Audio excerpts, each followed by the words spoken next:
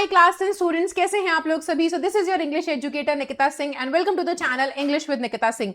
सो आज हम हमारी class 10th grammar in 15 minute series के अंदर जो टॉपिक कवर कर रहे हैं उसका नाम है सब्जेक्ट वर्ब कॉन्कर्ड, या आप इसको सब्जेक्ट वर्ब अग्रीमेंट के नाम से भी जानते होंगे एंड कुछ लोग इसको सिंटेक्स के नाम से भी बुलाते हैं। ठीक है, तो अगर आप नए बच्चे हो इस चैनल के ऊपर या वीडियो पहली बार देख रहे हो तो चैनल पे जाकर के पूरी एक प्लेलिस्ट है उसको जरूर चेकआउट करना, जिसके अंदर हम लोग ना क्लास 10th का जो ग्रामर का सिलेबस है उसको 15 मिनट्स के अंदर कवर कर रहे हैं टॉपिक बाय टॉपिक। डिटरमिनर्स का वीडियो आ चुका है, प्लेलिस्ट मैंने बना दिया है, तो आप वो जाकर के देख सकते हो। और इन सभी वीडियोस के अंदर हम सारे कॉन्सेप्ट्स इन डेप्थ समझ भी रहे हैं, उसके रूल्स, ट्रिक्स, टिप्स, क्वेश्चन, सब कुछ। तो इस वीडियो में भी वही सब होने वाला है। ठीक है, वीडियो अच्छा लगे, एक्सप्लेनेशन अच्छा लगे, समझ में आए तो लाइक कर देना, सब्सक्राइब कर लेना, चैनल को अपने फ्रेंड्स के साथ जरूर शेयर करना। तो शुरू करते हैं बिना किसी देरी के जल्दी से। देखो, ये टॉपिक समझने के लिए ना आपको सबसे पहले एक कॉन्सेप्ट समझना पड़ेगा, और वो कॉन्सेप्ट ये है कि इंग्लिश ग्रामर के अंदर जितने भी सेंटेंसेस बनते हैं, इस लैंग्वेज के अंदर जितने भी सेंटेंसेस बनते हैं, उन सबके अंदर वर्ब होता ही होता है। और जब मैं वर्ब की बात कर रही हूं तो बेटा मैं मेन वर्ब की बात कर रही हूं यहां पे। ठीक है, मेन वर्ब होगा ही होगा। कोई ऐसा सेंटेंस हो ही नहीं सकता है, पॉसिबल ही नहीं है, इम्पॉसिबल है जिसके अंदर वर्ब ना हो। समझ गए? आप अभी बैठ करके कोई भी सेंटेंस बना करके देख लो, सबके अंदर वर्ब है। जैसे कि I am a teacher, am इसके अंदर वर्ब है, you are a student, are इसके अंदर वर्ब है, this is a T shirt. ठीक है, आई एम टीचिंग, सब के अंदर वर्ब है। तो क्योंकि अब किसी भी सेंटेंस के अंदर ऐसा तो हो नहीं सकता कि वर्ब ना हो, तो बेटा अगर वर्ब होगी ना तो उसके साथ पक्का सब्जेक्ट होगा ही होगा। ये एक ऐसा, मतलब इन दोनों के बीच में एक ऐसे इनसेपरेबल सा बॉन्ड है, ऐसी दोस्ती है कि आप इनको अलग कर ही नहीं सकते हो। एक सेंटेंस में सब्जेक्ट होगा तो उसके पास उसका एक वर्ब होगा, अगर एक वर्ब है तो पक्का उसका एक सब्जेक्ट होगा ही होगा। ये दोनों आपस में साथ में ही चलते हैं सेंटेंस में, एक दूसरे के बिना रह ही नहीं सकते हैं। वैसी वाली लव स्टोरी आप मान के चलिए।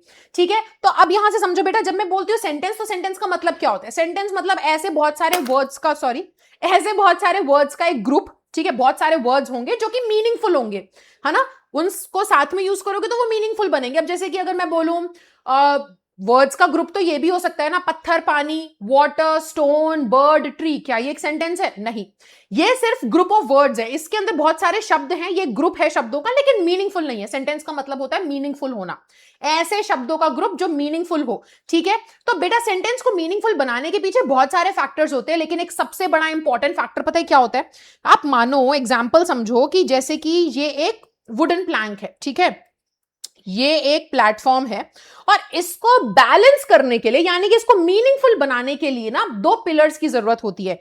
एक पिलर क्या होता है? एक पिलर हमारा होता है सब्जेक्ट, और बेटा दूसरा पिलर जो होता है वो होता है हमारा वर्ब। तो अब देखो, जाहिर सी बात है, तुम सारे साइंस मैथ्स वाले बच्चे हो, तो अब इन दोनों पिलर्स को इक्वल हाइट का होना पड़ेगा, दोनों को बराबर होना पड़ेगा, तभी तो इनके ऊपर क्या हो पाएगा, तभी तो इनके ऊपर सेंटेंस बैलेंस कर पाएगा।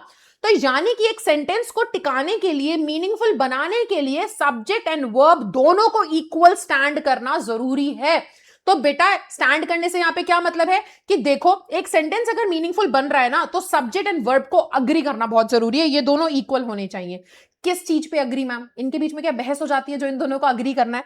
अग्री का मतलब ये हो जाएगा कि अगर सब्जेक्ट प्लूरल है, यानी कि बहुत सारे लोगों के बारे में बात हो रही है, तो वर्ब को भी यही बताना पड़ेगा कि यस, बहुत सारे लोगों की बात हो रही है। अगर सब्जेक्ट सिंगुलर है तो फिर वर्ब को भी सिंगुलर ही वहां पे आना पड़ेगा, यानी कि इन दोनों को एक दूसरे के साथ अग्री करना पड़ेगा, इक्वल रहना पड़ेगा, ताकि इन दोनों के ऊपर जो हमारा सेंटेंस है वो बैलेंस हो सके। समझ गए? सेंटेंस मीनिंगफुल बन सके। देखो, इसको तुम अपनी ना नॉर्मल लाइफ में जब से बोलना सीखे हो तब से तुम इसको यूज कर रहे हो, बस तुम्हें पता नहीं था। जैसे अगर तुम्हारे घर कोई फ्रेंड आ रहा है तो तुम मम्मी को क्या बोलते हो? मम्मी मेरा दोस्त आ रहा है मेरे से मिलने। मेरा दोस्त एक है तो हम बोलते हैं आ रहा है। बहुत सारे दोस्त होंगे तो क्या कहेंगे कि मम्मी मेरे दोस्त आ रहे हैं। तो जब बहुत सारे हैं तो वैसे हम अपनी वर्ब भी चेंज कर देते हैं, आ रहा से आ रहे कर देते हैं। तो बस बेटा यही आपको करना है। अब देखो, आप समझो, सब्जेक्ट होगा तो वर्ब भी होगा, और दोनों को इक्वल रहना पड़ेगा। यही है सब्जेक्ट वर्ब अग्रीमेंट। आपको ऐसे सेंटेंसेस एग्जाम में दिए जाएंगे जहां पर सेंटेंस मीनिंगफुल नहीं होगा, क्योंकि उनका सब्जेक्ट वर्ब जो है वो आपस में अग्री नहीं कर रहा होगा। तो आपको सेंटेंस को मीनिंगफुल बनाने के लिए दोनों को अग्री कराना है, यानी कि सिंगुलर सब्जेक्ट है तो फिर वर्ब भी सिंगुलर लगाना, प्लूरल सब्जेक्ट है तो वो भी प्लूरल लगाना। अब कंफ्यूजन ही यहां पर है, बच्चों को सब्जेक्ट पहचान में नहीं आता है। टॉपिक इतना ही है, टॉपिक में और कुछ नहीं है पढ़ने के लिए। एक्चुअली बच्चों को सब्जेक्ट पहचान में नहीं आता कि मेरा सब्जेक्ट क्या है। सेंटेंस बहुत बड़े बड़े भी होते हैं, कॉम्प्लेक्स भी होते हैं, तो बच्चे समझ नहीं पाते। तो देखो, सबसे पहले ना मैं इजी लैंग्वेज में बताती हूँ आपको सब्जेक्ट होता क्या है। सब्जेक्ट का मतलब है कोई एक ऐसा शब्द जिसके बारे में, या कोई एक ऐसी चीज जिसके बारे में आप बात कर रहे हो। अगर मैं अपने बारे में बात कर रही हूँ कि आई एम टीचिंग, मैं पढ़ा रही हूं, तो मैं यहाँ पे सब्जेक्ट हूं। या फिर एक ऐसा, यहां पर आपको समझना पड़ेगा, शब्द जो कि कोई काम कर रहा है, वो सब्जेक्ट होता है। ग्रामर की भाषा में मैं बोलूं तो नाउन और प्रोनाउन ही सब्जेक्ट बन सकते हैं, और कोई भी सब्जेक्ट नहीं बन सकता। ठीक है, एक नाउन या एक प्रोनाउन ही सब्जेक्ट होगा। अब बेटा, नाउन के साथ तो आप जानते हो कि जो नाउन होते हैं ना, वो किसी भी चीज का नाम होता है, और वो सारे के सारे नेचुरली सिंगुलर होते हैं। जैसे कि अगर मैं बात करूं इस पेन के बारे में, तो पेन अगर मैं बोल रही हूं तो ये सिंगुलर है। अब मुझे अगर इसको प्लूरल बनाना है तो मुझे इसमें एस लगाना पड़ेगा, तब जाकर के प्लूरल बनेगा। वैसे ही अगर मैं बोलूं बॉय, तो वो एक लड़का है, सिंगुलर है, इसमें एस लगाया जाएगा, तब जाकर के ये बॉयज बनेगा। ठीक है, तो यहां से अब आप क्या समझे कि नाउन सिंगुलर होते हैं, एस लगाते हैं तो प्लूरल बनता है। अब यहां पे प्रोनाउन जो है उनकी कैटेगरीज देख लो, आई, ही, शी, इट, यहां पर मैंने लिख दिया है, ये सारे के सारे सिंगुलर है, लेकिन हमारे पास दे, यू, वी, ये सारे प्लूरल होते हैं। तो अब आप समझ गए, इन सबके साथ सिंगुलर वर्ब, जो कि सिंगुलर सब्जेक्ट है सिंगुलर वर्ब लेंगे, प्लूरल सब्जेक्ट है प्लूरल वर्ब लेंगे। वर्ब की कहानी अलग होती है। देखो, नाउन जैसे सिंगुलर था ना, और एस लगाने पे प्लूरल होता था, वर्ब एकदम उल्टा है।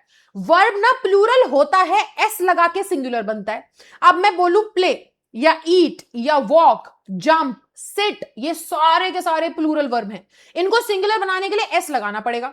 अब जैसे कि फॉर एग्जांपल प्ले, प्ले क्या है, सिंगुलर नहीं प्लूरल है। जब उसमें एस जोड़ोगे ना, तब जाकर के वो सिंगुलर बनेगा। तो अगर मैं बोलूं ही प्ले, तो ही प्ले तो गलत हो गया ना बेटा, है कि नहीं, क्योंकि ही तो सिंगुलर है, तो उसके साथ प्ले नहीं लगा सकते, क्योंकि प्ले प्लूरल है। आपको सिंगुलर सब्जेक्ट के साथ, है ना, ये सिंगुलर है ना, तो सिंगुलर सब्जेक्ट के साथ सिंगुलर वर्ब लगानी है, और वर्ब को सिंगुलर बनाने के लिए एस लगाना पड़ता है, तो ही प्लेज ठीक होगा। इतना समझे, क्लियर हुआ। मैं एक छोटा सा वर्ब का चार्ट आपको दिखाती हूं ताकि आप और इजीली समझ पाओ। देखो, वर्ब का चार्ट क्या कहता है, नाउन तो तुम्हें आसानी से आता है, सिंगुलर नाउन प्लूरल नाउन हमने बचपन में सीखा है, boy boys, girl girls, S लगा के हम प्लूरल करते हैं। देखो, वर्ब चार्ट में क्या है, रूल एस, एस मतलब सिंगुलर। ठीक है, रूल एस क्या कहता है कि जितने भी हेल्पिंग वर्ब हैं जिसके अंदर एस लगा हुआ है, वो सारे के सारे सिंगुलर सब्जेक्ट के साथ आएंगे। जैसे इज, जैसे कि वॉज, जैसे कि हैज, जैसे कि डज, तो ये सारे सिंगुलर सब्जेक्ट के साथ यूज होते हैं बेटा। अगर मैं बोलूं आयशा, आयशा एक लड़की है, तो मैं बोलूंगी आयशा इज अ गर्ल। लेकिन वहीं पे मैं बोलूं कि अमीशा, आयशा, ये दो लोग हो गए, प्लूरल हो गया, तो मैं बोलूंगी आर माई स्टूडेंट्स, वो मेरे स्टूडेंट्स हैं। तो यहां पे अब आप समझ रहे हो कि कैसे हम सिंगुलर वर्ब को सिंगुलर सब्जेक्ट के साथ यूज करते हैं। वहीं पर मेन वर्ब, यानी कि कोई भी एक्शन जहां पे हो रहा हो, प्ले, ईट, सिंग, टॉक, ये सारे ना एक्चुअल में लगेंगे किसके साथ, प्लूरल सब्जेक्ट के साथ। दे प्ले, बॉयज सिंग, ठीक है ना। लेकिन अगर आप इनको सिंगुलर बनाना चाहते हो तो एज लगा दो, ही प्लेज, ठीक है, शी ईट्स, क्योंकि सिंगुलर सब्जेक्ट है तो एस लगा के वर्ब लगा रहे हैं हम, ईट्स, ठीक है, ही टॉक्स। ओके, इस तरीके से चलेगा। तो ये हो गया आपका वर्ब चार्ट। अब बेटा कुछ रूल्स आपको समझने पड़ेंगे। देखो, वैसे तो सब्जेक्ट वर्ब एग्रीमेंट इतना ही है, छोटू सा, बस singular subject singular verb, plural subject plural verb. लेकिन इतना आसान हमारी जिंदगी होती तो बात ही क्या थी, हर बच्चा क्लास 10th में टॉप करता, 100 में से 100 इंग्लिश में आते, है ना। नहीं, देखो, सब्जेक्ट कई बार ढूंढना मुश्किल हो जाता है, थोड़ा ट्रिकी हो जाता है। तो उसके लिए ना मैं 10 रूल्स आपको बताने वाली हूँ बहुत जल्दी जल्दी, जिसकी मदद से आपके लिए ये जो ग्रामर की और सब्जेक्ट वर्ब कॉन्कर्ड के जो कॉन्सेप्ट है बहुत इजी हो जाएंगे। पहला रूल ये कहता है कि अगर बच्चे आपके पास दो सिंगुलर नाउन दिए गए हैं और उनको आप अगर एंड की हेल्प से जोड़ रहे हो, दो सिंगुलर नाउन है, उन दोनों को एंड की मदद से अगर जोड़ा है, तो फिर उनके साथ जो वर्ब लगेगी वो प्लूरल लगेगी। जैसे मयंक, ये भी एक इंसान है, प्रिंस, ये भी एक इंसान है, इन दोनों को हमने एंड की मदद से जोड़ दिया, तो ये क्या हो गया, यहां पे प्लूरल वर्ब लगेगी are. Mayank and Prince are absent. वहीं पर आई एंड शी, अब यहां पर भी क्या है, दो सब्जेक्ट्स हैं, सब्जेक्ट नाउन भी हो सकता है, प्रोनाउन भी हो सकता है, अभी तो बताया था। तो दो आपके सामने सब्जेक्ट्स हैं, इन दोनों को हम एंड की मदद से जोड़ रहे हैं, तो क्या आना चाहिए, जल्दी से कमेंट सेक्शन बताओ, इज आएगा या आर बताएगा, I and she is best friends या आर बेस्ट फ्रेंड्स। अगर तुमने आर बोला है तो तुम सही कह रहे हो, यहां पे आर बेस्ट फ्रेंड्स आना चाहिए। लेकिन तुम्हें एक और चीज बताऊं, यहां पे ना गड़बड़ है सेंटेंस के अंदर। इस सेंटेंस में पता है गड़बड़ क्या है, कि जब भी आप ना अपने बारे में बात करते हो और सेकंड पर्सन के बारे में, या सॉरी थर्ड पर्सन के बारे में बात कर रहे हो, तो होता क्या है कि सबसे पहले थर्ड पर्सन आना चाहिए, शी एंड आई ऐसे होना चाहिए। इसका पैटर्न, है ना। आई एंड शी नहीं बोलते, शी एंड आई, ठीक है। तो ये होगा पहले शी और फिर आई और उसके बाद आर बेस्ट फ्रेंड्स होना चाहिए। चलो, तो अब दूसरा रूल हमारा क्या कहता है। अभी तक हमने सीखा कि दो अगर आपके सामने सिंगुलर नाउन दिए गए हैं तो उन दोनों को एंड की मदद से जोड़ोगे तो प्लूरल वर्ब लगेगा। लेकिन हमारा रूल नंबर 2 कहता है कि भाई अगर तेरे पास दो नाउन हैं और उन दोनों नाउन को तुम एंड की मदद से जोड़ तो रहे हो, लेकिन वो एंड की मदद से जुड़ने के बाद एक पेयर के तरीके से एक्ट करने लग जाएं, तब आप सिंगुलर वर्ब को ही यूज करोगे। यानी कि अभी तक तो मैं मयंक और प्रिंस कह रही थी, मयंक और प्रिंस एक पेयर थोड़ी है, दो अलग अलग लोग हैं, तो इसलिए हमने उनके साथ प्लूरल वर्ब लगा दी जबकि उनको एंड से जोड़ा गया था। लेकिन यहीं पर जब मैं दो शब्दों को, अलग अलग शब्दों को एंड की मदद से जोड़ रही हूं और वो दोनों एक पेयर के तरीके से, एक जोड़े के तरीके से काम कर रहे हैं, तब वो सिंगुलर वर्ब ले लेंगे। जैसे राजमा एंड राइस, अब सबको पसंद होंगे राजमा चावल, तो अब अगर मैं बोलूं राजमा चावल तो मेरी फेवरेट डिश है, तो अब आप समझ रहे हो बेटा, डिश यानी कि दोनों को एक साथ खाया जाता है, दोनों एक पेयर बन चुके हैं, तो इसलिए यहां पे आर आएगा या इज। तो अभी हमारा रूल क्या समझा रहा है, रूल नंबर 2 के अगर दो शब्द हैं, दोनों को अगर आप एंड की मदद से जोड़ रहे हो, है ना, और दोनों एक पेयर बन चुके हैं, तो फिर वो सिंगुलर वर्ब लेंगे, तो बेटा इज होना चाहिए, आर नहीं। क्योंकि ऐसा तो नहीं है ना राजमा पी लिए फिर उसके बाद चावल खा रहे अलग बैठ के, साथ ही तो खाया जाता है, उन दोनों को पेयर बन चुका है ना, वो एक डिश का नाम है, दोनों साथ में यूज होते हैं, तो इसलिए पेयर बन चुका है, तो यहां पे सिंगुलर वर्ब लगेगा।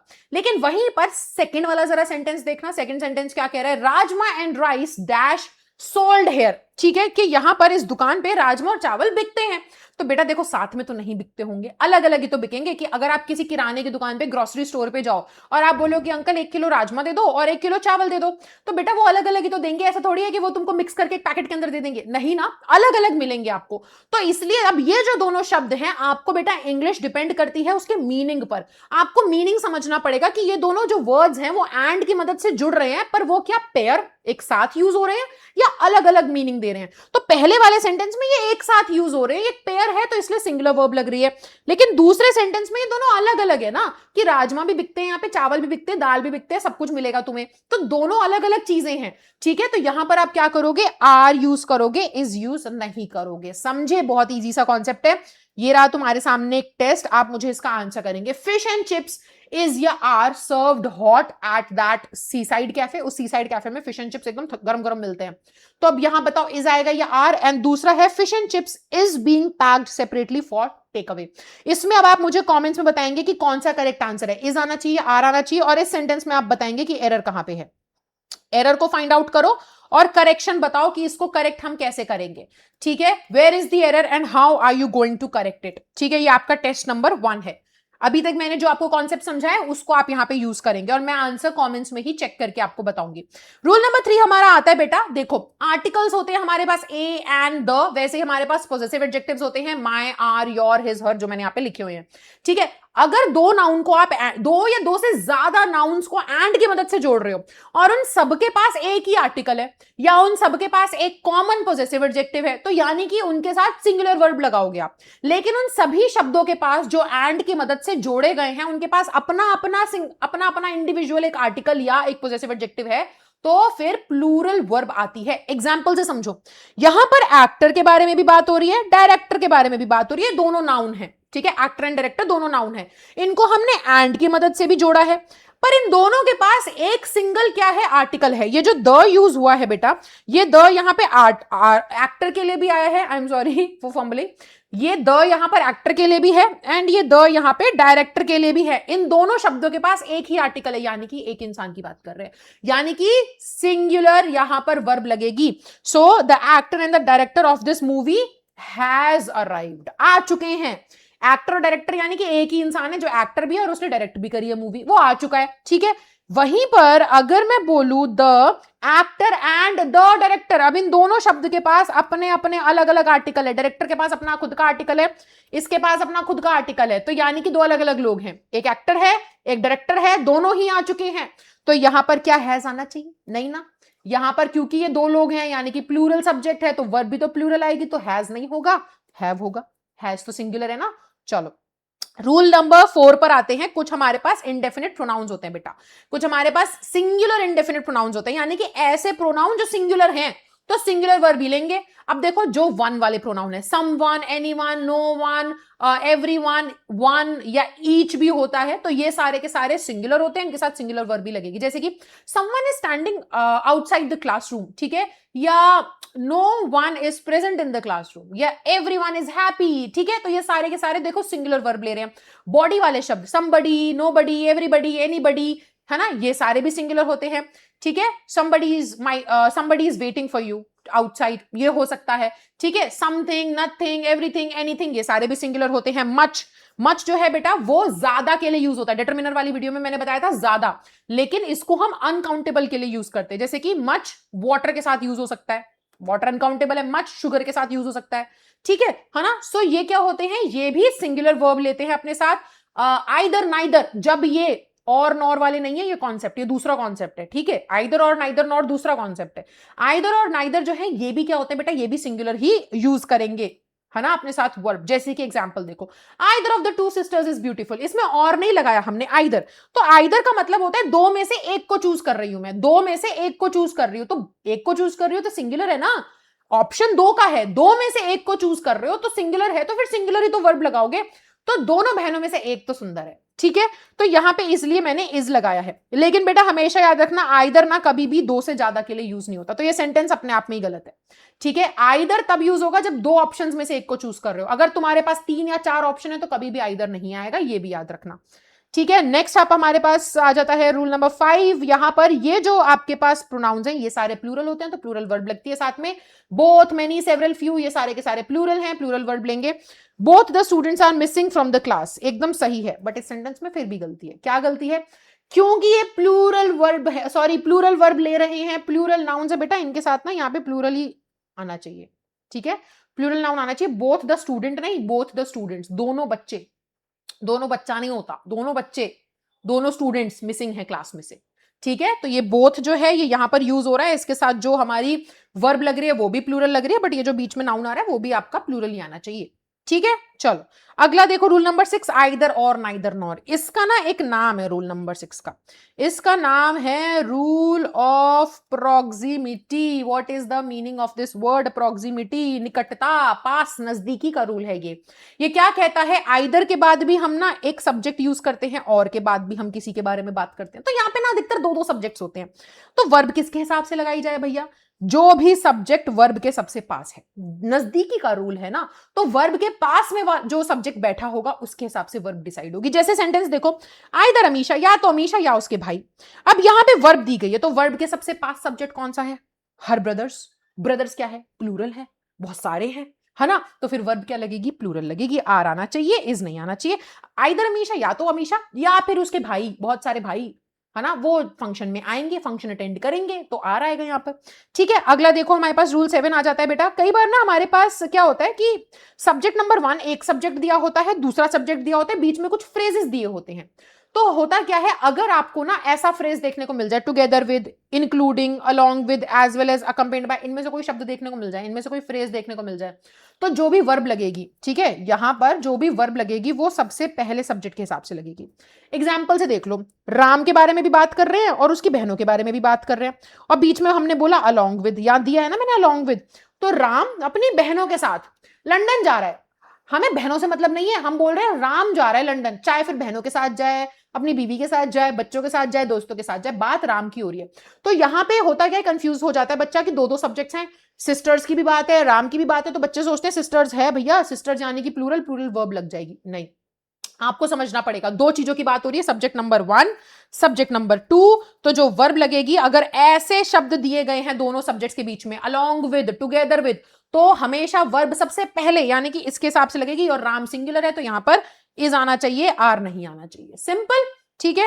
रूल नंबर 8 पे आने से पहले टेस्ट, इसका आंसर करेंगे, टेस्ट नंबर 2 है ये, माई मदर, ठीक है, मदर की बात हो रही है, as well as my brothers has या have never been to Banaras, मेरी मम्मी और उनके और साथ ही साथ मेरे भाई कभी भी बनारस नहीं गए हैं, तो अब बताओ यहाँ पे हैज आएगा या हैव आएगा, मैंने आपको रूल समझाया है, उसके अकॉर्डिंग आंसर कर दो।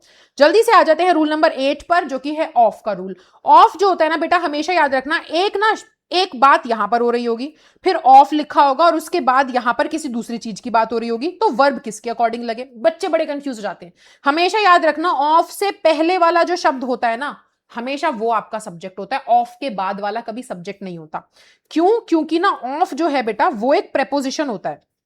हमेशा याद रखना, ऑफ क्या होता है? एक प्रेपोजिशन, और प्रेपोजिशन के आने वाला के बाद आने वाला जो नाउन प्रोनाउन होता है ना, वो प्रेपोजिशन का ऑब्जेक्ट बन जाता है। तो हमारे टॉपिक का नाम तो सब्जेक्ट वर्ब है, तो हमें तो ऑब्जेक्ट से कुछ लेना देना नहीं, तो वर्ब इसके हिसाब से कभी नहीं लगेगी, हमेशा इसके हिसाब से लगेगी। For example, a packet of chips.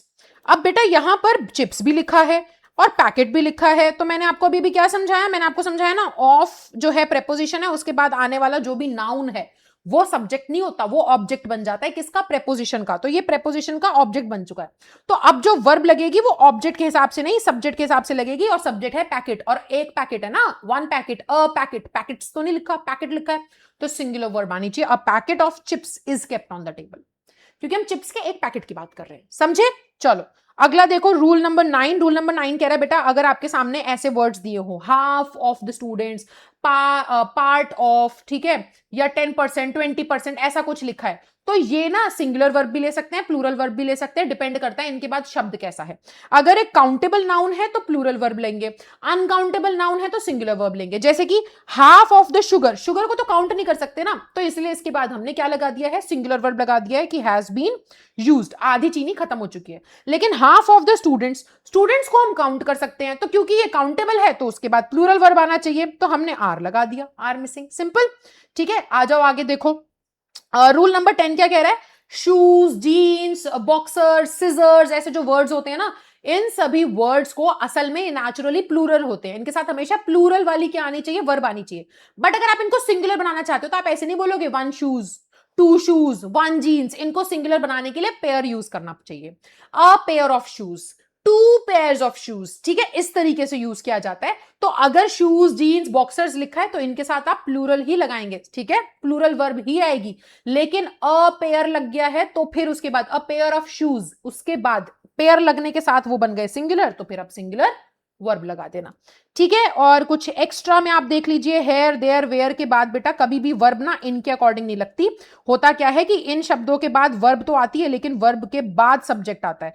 तो हमेशा ऐसे अगर शब्द लिखे हैं तो वर्ब के बाद वाला शब्द देखना, वो होगा सब्जेक्ट, उसके हिसाब से वर्ब लगेगी। फॉर एग्जाम्पल वेयर, वेयर के बाद मैं इज लगाऊं या आर लगाऊं, मुझे तो समझ नहीं आ रहा, तो भैया वेयर तुम्हारा सब्जेक्ट नहीं है, ये ना उल्टे चलते हैं, सब्जेक्ट के बाद वर्ब आती है ना, हेयर, वेयर, देयर में वर्ब के बाद आता है सब्जेक्ट। तो माय इंग्लिश नोटबुक, एक इंग्लिश की नोटबुक के बारे में बात हो रही है, तो एक है तो सिंगुलर आ जाएगा यहां पर इज, ठीक है। So this was the video subject verb concord के ऊपर। थोड़ा सा लंबा हो गया, बट आई होप आपको अच्छे से समझ में आया होगा।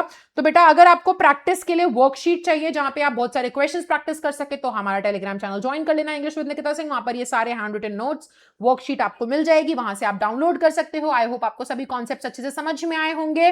कोई भी डाउट है तो कमेंट सेक्शन में जरूर बताइएगा, पूछ लेना, ठीक है, मैं आंसर कर दूंगी। And I will see you in the next video. ये एक पूरी सीरीज है, ग्रामर इन 15 मिनट्स की सीरीज, जो कि इस चैनल पर है, इसकी प्लेलिस्ट बनी हुई है, जाकर के आप वहां से रिवाइज कर सकते हो और टेलीग्राम से सारे नोट्स डाउनलोड कर सकते हो। तो मैं आपसे मिलूंगी अगली वीडियो में। वीडियो अच्छा लगा हो तो लाइक कर देना, शेयर करना, सब्सक्राइब कर लेना चैनल को।